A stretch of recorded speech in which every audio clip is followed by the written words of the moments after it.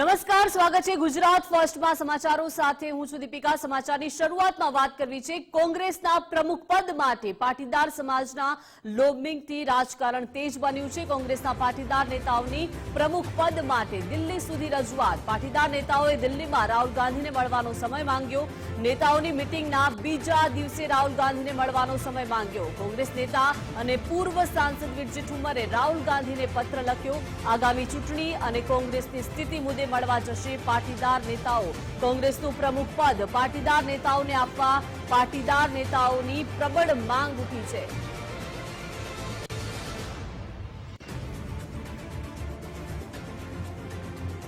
સહયોગી ધર્મેશ વૈદ્ય લાઈવ જોડાઈ ગયા છે। ધર્મેશ, કોંગ્રેસનું પ્રમુખ પદ ખાલી છે, હવે ત્યાં પાટીદાર નેતાને આપવા માટે હવે પાટીદાર નેતાઓની માંગ પ્રબળ બની છે। એમએલએ દિલ્હી સુધી પહોંચી ગયા છે, ગઈકાલે પણ બેઠક મળી હતી। શું નવા જૂની થવાના એંધાણ?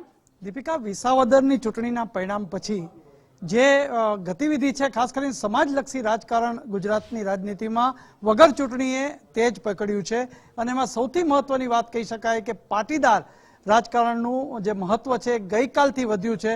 આમ છેલ્લા 2 દિવસથી નિવેદનો આવતા હતા, પણ ગઈકાલે અમદાવાદમાં એક ખાનગી પાર્ટી પ્લોટમાં તમામ જે પૂર્વ સાંસદ હોય, પૂર્વ ધારાસભ્ય, ચાલુ ધારાસભ્ય સહિત પાટીદાર નેતાઓ મળ્યા અને એક જ માંગ કરી કે હવે દિલ્હી હાઈકમાન્ડને સઘળી વાત બતાડી દેવી અને આ સઘળી વાત બતાડવા માટે તેઓએ કાલે સર્વાનુમતે જે નિર્ણયો કર્યા હતા એ નિર્ણયના માત્ર 12 કલાકમાં આજે વિરજી ઠુમ્મર જે પૂર્વ સાંસદ છે અને કોંગ્રેસના નેતા છે, એમણે રાહુલ ગાંધી પાસે સમય માંગ્યો છે કે ગુજરાતની વાસ્તવિક પરિસ્થિતિ, ખાસ કરીને પાટીદાર પ્રભુત્વ અને જે પ્રદેશ પ્રમુખ છે એ સ્થાન પાટીદારને મળવું જોઈએ। ઉપરાંત આવનારી ઇલેક્શનમાં જે જાતિગત સમીકરણ છે એ અંતર્ગત તમામ વાતોની ચર્ચા કરવા માટે રાહુલ ગાંધીનો પાસે સમય માંગ્યો છે। પણ એટલું જલ્દી છે કે ગઈકાલે રાત્રે મોડી રાત સુધી તો એમની બેઠક પૂર્ણ થઈ, પણ આજે માત્ર 12 કલાકની વાત કરીએ તો 12 કલાકમાં એમણે સીધો જ રાહુલ ગાંધીને એક પત્ર રવાના કર્યો છે અને સમય માંગ્યો છે। અને ગઈકાલે પણ તેઓએ કહ્યું જ હતું કે પાટીદારના જે નેતાઓ છે એ જશે, પણ એક વાત નક્કી છે કે આ વખતે જે માગણી છે એ આર પારની હોય એવું દેખાઈ રહ્યું છે, કારણ કે મોટા ભાગના નવા જિલ્લા પ્રમુખ પણ કહી શકાય કે તેઓ પણ ગઈકાલે પાટીદાર નેતા તરીકે હાજર હતા। આપણી સાથે વિકાસ છે, વિરજીભાઈ ઠુમ્મર આપણી સાથે પહેલા જોડાયા છે। વિરજીભાઈ, ગઈકાલે લગભગ મોડી સાંજ એટલે રાત સુધી બેઠક ચાલી અને કલાકમાં 12 કલાક જેવો સમય છે ને આપે આજે સમય પણ માગી લીધો રાહુલ ગાંધી પાસે, શું કહેશો? રાહુલજીને પાટીદાર સમાજ જ્યાં સુધી કોંગ્રેસ સાથે બરાબર રીતે જોડાય તો જ કોંગ્રેસ ભવિષ્યમાં સત્તામાં આવી શકે એવું અમારું પાટીદાર સમાજનું માનવું છે। પાટીદાર સમાજ કોંગ્રેસ સાથે જ હશે, કોઈને કોઈ કારણે ભારતીય જનતા પાર્ટીએ પાટીદાર સમાજને છેતરવાનો પ્રયાસ કર્યો છે। એ અમે કોંગ્રેસ સાથે જોડાયેલા નેતાઓ રાહુલજીને સાચી સમજણ આપીને પાટીદારોને બરાબર ન્યાય મળે તેના માટેના અમારા પ્રયાસો છે। ભવિષ્યમાં ગુજરાતમાં કોંગ્રેસની સરકાર બને, કોંગ્રેસ સારી સ્થિતિમાં આવે તે માટેના અમારા આ એક પ્રયાસ છે। અમને વિશ્વાસ છે પાટીદાર સમાજ હંમેશા કોંગ્રેસ સાથે રહ્યો છે। કેશુભાઈના નામે અને બીજા કોઈ નામે પાટીદાર સમાજને છેતરીને અત્યારે પાટીદાર સમાજ બરબાદ થઈ ગયો છે। છેલ્લા 3 મહિનામાં આખા દેશમાં 787 ખેડૂતોએ આત્મવિલોપન કર્યા છે। ગુજરાતમાં પણ આત્મવિલોપન થઈ રહ્યા છે। 2 દિવસ પહેલા જામનગરમાં એક ખેડૂતે મગફળી વાવી અને એ મગફળી પોતાની અતિવૃષ્ટિના કારણે ઉગી ન શકી। તેને લીધેલું ખાતર, તેને લીધેલું બિયારણ એના કુટુંબને પણ ન કહી શકાય અને પોતાની એ બધું તો સમજી ગયા, બધા તમારા મુદ્દા છે, પરંતુ વિરજી ઠુમ્મરજી, ગઈકાલે તમે બધા અમદાવાદમાં એકઠા થયા હતા તો શું મનોમંથન કર્યું? લલિતભાઈ, લલિત કગથરા, વસોયા, કિરીટભાઈ, જેનીબેન ઠુમ્મર બધા એકઠા હતા, સોનલબેન, તો શું કયા મુદ્દા હતા તમારા? આજ મનોમંથન હતું કે પાટીદાર સમાજ કોંગ્રેસ થી વિમુખ થયો છે, એ પાટીદાર સમાજ કોંગ્રેસ સાથે જોડાય એના માટેનું અમારું મનોમંથન। અચ્છા, ત્યાંથી એક એવું સ્ટેટમેન્ટ પણ આપવામાં આવ્યું કે હવે જે નવા પ્રદેશ પ્રમુખ હોવા જોઈએ પાટીદાર હોવા જોઈએ। આપ પણ એ મત સાથે આગળ વધી રહ્યા છો। સામાજિક સમીકરણોમાં 11% વસ્તી પાટીદાર સમાજ આખા ગુજરાતમાં ધરાવે છે, ત્યારે પાટીદાર સમાજને પણ પ્રમુખ પદ મળે તેની અમારી માંગણી છે। છતાં પાર્ટી જે એમની સાથે પાટીદાર સમાજ જોડાયેલો રહેશે, એટલે પાટીદાર સમાજને સાથે રાખીને તમામ સમાજ સાથે ચાલે એ પ્રકારના કોઈ પણ પ્રદેશ પ્રમુખ આવશે એને પાટીદાર સમાજ ટેકો આપશે. પાટીદાર સમાજની કોંગ્રેસ પ્રમુખ માટેની માગણી છે એના માટે અમારો આ પ્રયાસ છે. એટલે ગઈકાલે જે કોંગ્રેસના પાટીદાર નેતાઓએ બેઠક કરી એમાં તમે કોઈ કાગળ પર સમીકરણ તો જોયું છે કે આ સમીકરણના આધારે તમને ફાયદો મળશે જો પાટીદાર કોંગ્રેસ પ્રદેશ પ્રમુખ આવે, તો એવું કયું સમીકરણ છે કાગળ પરનું તમારું જેનાથી તમને ભવિષ્યમાં કોંગ્રેસને રાજનૈતિક ફાયદો દેખાઈ રહ્યો છે? પાટીદાર સમાજ આર્થિક રીતે સધર છે. પાટીદાર સમાજ અત્યારે ઘણો બધો આગળ વધ્યો છે.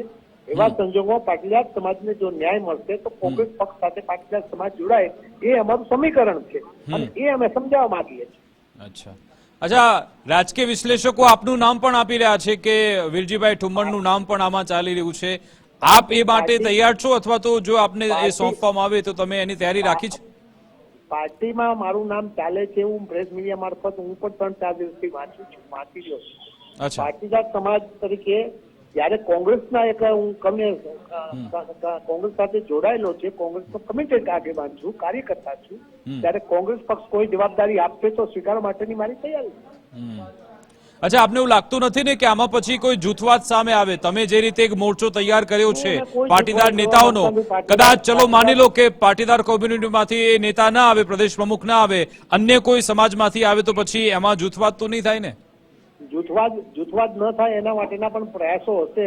ત્યારે કોઈ પણ સમાજને ન્યાય બીજી પાર્ટી તરફથી મળતું હોય ત્યારે નાની મોટી સમજણ ભેદ થતી હશે એ સમજાવવા માટેના પાટીદાર સમાજ પ્રયાસ કરશે. પાટીદાર સમાજ તમામ સમાજોને સાથે રાખીને ચાલે છે ત્યારે અમને વિશ્વાસ છે કે અમારી સાથે બધા સમાજ જોડાઈને રહેશે અને એ સમજાવવા માટેનો અને કોઈ જૂથવાદ ન થાય એના માટેના મારા પ્રયાસ.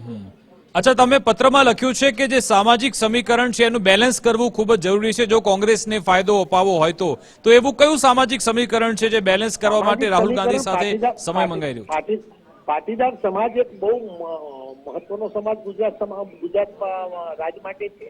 એવા સંજોગોમાં પાટીદાર સમાજનું સમીકરણ સાથે રાખે તો પાટીદાર સમાજે અત્યાર સુધી કોંગ્રેસ સાથે જ જોડાયેલો. ચિમનભાઈ પટેલ હોય કે અમારા સૌરાષ્ટ્રના મનુભાઈ કોટડિયા હોય, દ્વારકાદાસ પટેલ હોય, નટવરલાલ પિતાંબર પટેલ હોય, જયરાભાઈ પટેલ હોય, રમણીભાઈ ધામી હોય, પોપટલાકા સોઠિયા હોય, વલ્લભભાઈ પટેલ હોય, પાટીદાર સમાજમાં અમીચંદ પટેલ હોય, દિનસા પટેલ હોય કે મનુભાઈ પટેલ હોય, આ તમામ સમાજે કોંગ્રેસ સાથે નેતૃત્વ કર્યું છે. ત્યારે ફરી વખત આવો સમાજનું નેતૃત્વ પાટીદાર સમાજ કરે તે માટેના અમારા પ્રયાસ.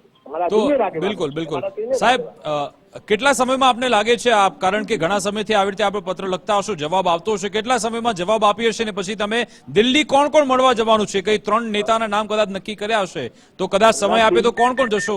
દિલ્હી જવા માટે 7 આગેવાનો 10 આગેવાનોને જવા માટેની અમારા નામ નક્કી થયા છે.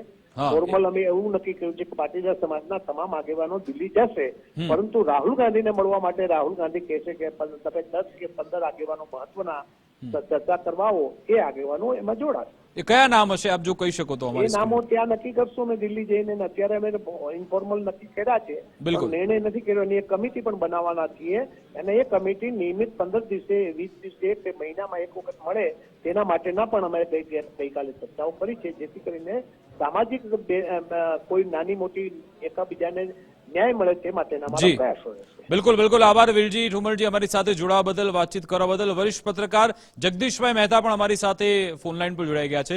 જગદીશભાઈ, ગઈકાલે પણ આપણે ચર્ચા કરી હતી, એમાંથી એક નામ હતું વિરજીભાઈ ઠુમ્મર.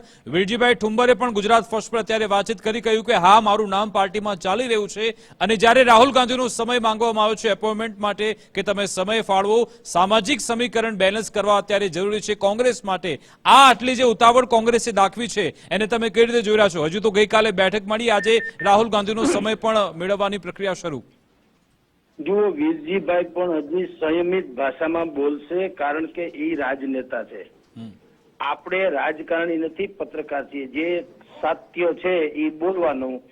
સામાજિક સમીકરણ એટલે અત્યાર સુધીમાં ગુજરાત પ્રદેશ કોંગ્રેસના ટોટલ 40 જેટલા પ્રમુખ થયા છે.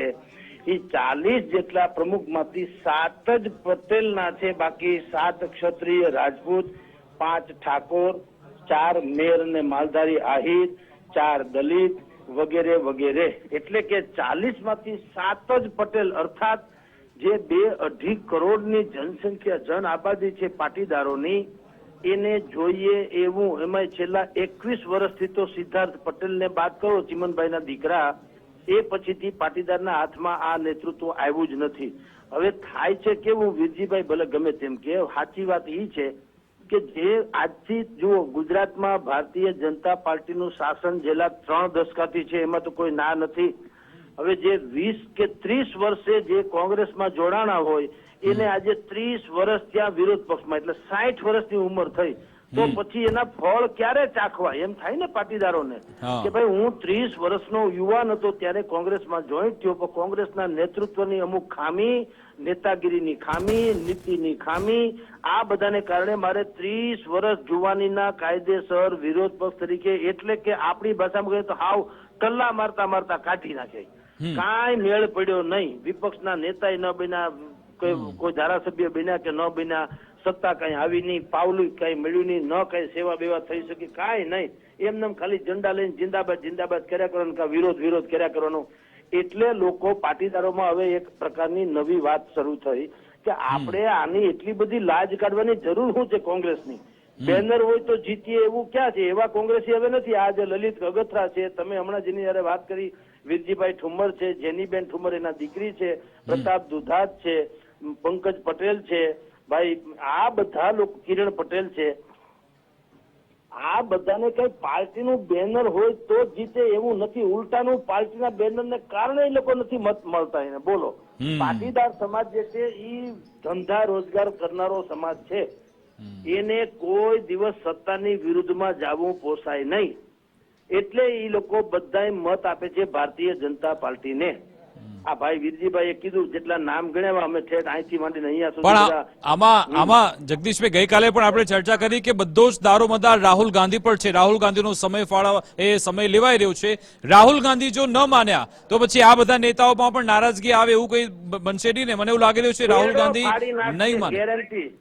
થોડો યાર, એ બધા ભલે દબી જેબી જબાનમાં વાત કરે, જો રાહુલ ગાંધી નહીં માને તો આ લોકો કોંગ્રેસ માંથી ઠેકી જશે નહીં રે 101%.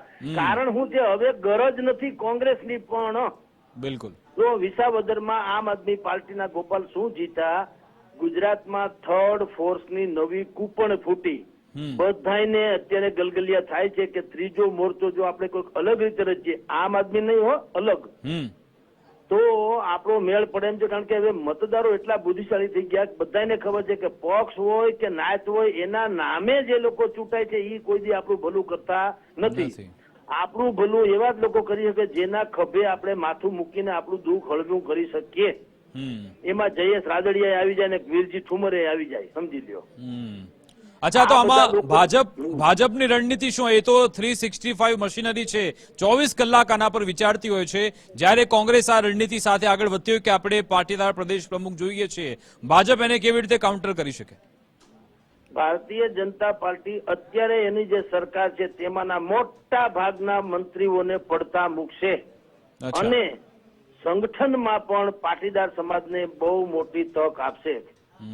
આ રણનીતિ એક જ, બીજી કોઈ રણનીતિ ને. અત્યારે જેટલી સરકાર 26 કે 23 કે 26 મંત્રી હોવાનું કહેવાય છે, એ આપણે જો મીડિયા કર્મી છે તો છાતી ઠોકી નથી કહી શકતા કે કેટલાનું મંડળ છે, પ્રધાન મંડળ. તો વિચાર કરો એ મંત્રીમંડળના કામે કેવા હશે જેના આપણને છઠ્ઠા મંત્રીનું નામ નથી આવડતું. એટલે આ તો બધી વાહિયાત સરકાર છે, તો એમાં બધો ફેરફાર કરવો પડશે, કેટલાયને કાઢી મૂકવા પડશે. અને જે કાર્યક્ષમ ને કાર્યદક્ષ છે, યુવાન છે, જુંજારું છે, લડાયક છે, જનાધાર જેની પાસે છે, સહકારીથી માંડીને અન્ય સામાજિક સંસ્થાઓમાં જે સંકળાયેલા છે એવા લોકોને પ્રાધાન્ય આપવું પડશે. ટૂંકમાં મેરિટ્સના આધારે, બાકી બધું છોડો.